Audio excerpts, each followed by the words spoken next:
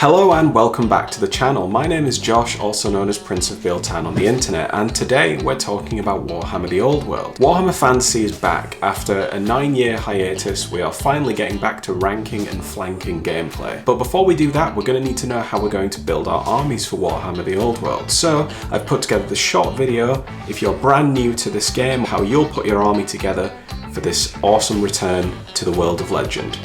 Let's dive in. So what will you need? Well, alongside your figures, you're going to need the Warhammer the Old World core book. You're also going to need Forces of Fantasy if you'd like to play one of the good allied armies, and you're going to need Ravening Hordes if you'd like to play one of the evil allied armies.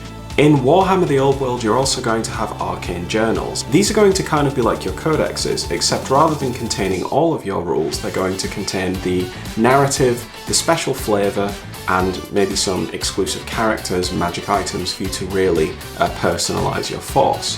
So if you'd like to take full advantage of your army, you're probably going to want one of those as well. At the time of recording, Games Workshop have sent me the Tomb Kings of Khemri box, so I do have a copy of the core book. I don't, however, have a copy of Ravening Hordes, Forces of Fantasy, or the Arcane Journals. But if you'd like me to make some content about these, let me know and I'll try to pick them up. But for now, let's deal with the broad strokes that come with making an army for this game. First, before we start writing our army list, we're going to have to think about what point size we're playing. Now, in Warhammer the Old World, units have points, and points are kind of like a measurement of how effective an unit is on the battlefield. Now, the core book doesn't give you a set and standard point size for your games. It kind of just gives an example that, you know, a 2,000 point game will give you a game that will last a couple of hours. A game smaller than that will last less time, and a game larger than that will last more time. You're encouraged to find out and play around with what suits you.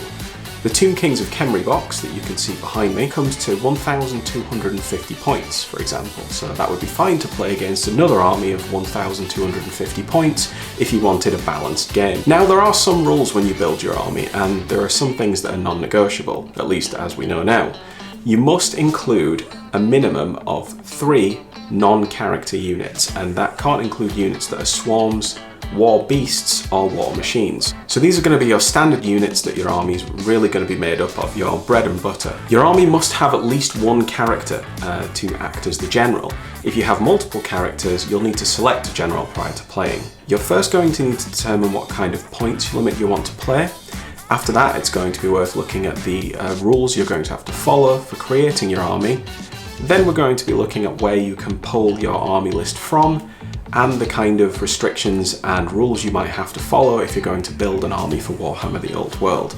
You choose your units from army lists. Now, each faction has one and comprises characters, infantry, cavalry, chariots, monsters, and war machines. You don't have to choose one from everything. Some armies will have lots of one and none of the other, but this is the selection you'll be able to choose from.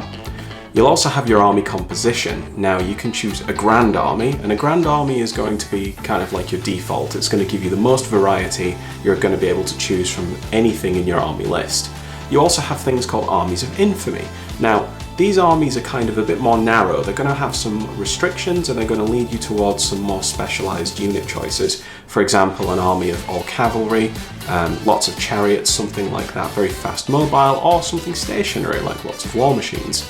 Now, this is really going to lead you down the line of making a very specialised force. You're going to have to determine which you're going to choose from. A grand army might give you that more tactical flexibility, but an Army of Infamy might give you the specialisation you need to take home a win. Just like in games in Age of Sigmar and Warhammer 40,000, where you'll have battlefield roles, you have this in Warhammer the Old World too, and each of them has an associated percentage. You can spend up to 50% of your points on characters. You must spend at least 25% of your points on core.